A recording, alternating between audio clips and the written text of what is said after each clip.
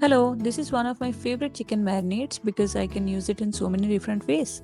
I have used it for different curries, chicken starters, and air fried chicken. Today I'm using it to make a simple onion tomato chicken curry. So, without wasting any time, let's get started with the marinade. Here I have about 500 to 600 grams of chicken. I have already added salt and turmeric, so you won't see me adding those again later. For the herb base, I'm using fresh cilantro. I roughly chopped the cilantro leaves and added them to the blender. Next, I'm adding some dried mint leaves after removing the larger stems. Fresh mint works just as well if you have it available. I also have some homemade ginger garlic cubes ready to go. I will be adding those directly to the chicken later. If you don't have ginger garlic paste, you can simply add an inch of fresh ginger and 5 to 6 cloves of garlic directly to the blender along with the herbs. Now I'm adding cumin powder, coriander powder, garam masala, and a little black pepper. You can also add a few green chilies at this stage depending on your spice preference. Now the spice mix is ready. Let's blend everything together with a little water. The herb paste is ready. I have only added enough water to help everything blend smoothly. Now let's get back to our chicken, which already had salt and turmeric. First I am adding the ginger garlic paste. The green color on the ginger garlic paste is from the herb paste since I am using the same spoon. Next goes the herb paste. I'm only using half the paste here and freezing the remaining half for later use.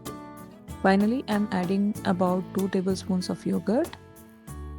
Let's give everything a good mix until all the chicken pieces are well coated.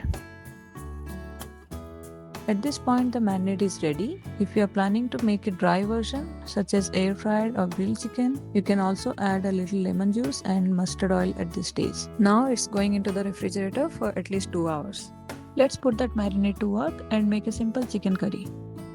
I am heating some mustard oil in the pan. I'll keep the whole spices fairly simple today with a bay leaf, a small piece of cinnamon, and some cumin seeds. Let's add the onion. It's best to chop the onion fairly finely so it cooks down easily into the gravy. Mine are a little larger today, so they took a bit longer to soften. A little salt helps the onion soften and cook down faster. Next goes the tomato.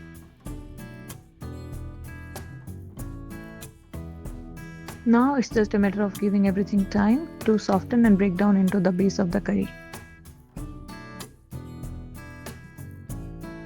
The onion and tomato base is almost ready, so it's time to add the marinated chicken. Give everything a good mix so the chicken is coated with the onion and tomato mixture.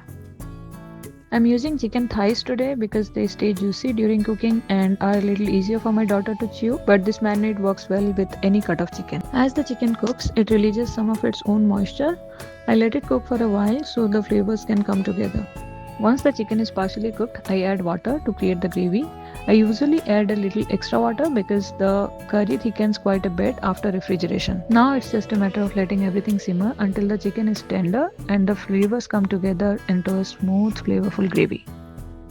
And that's it, a simple chicken curry made from one of my favorite homemade marinades. Thanks for watching and I'll see you in the next recipe.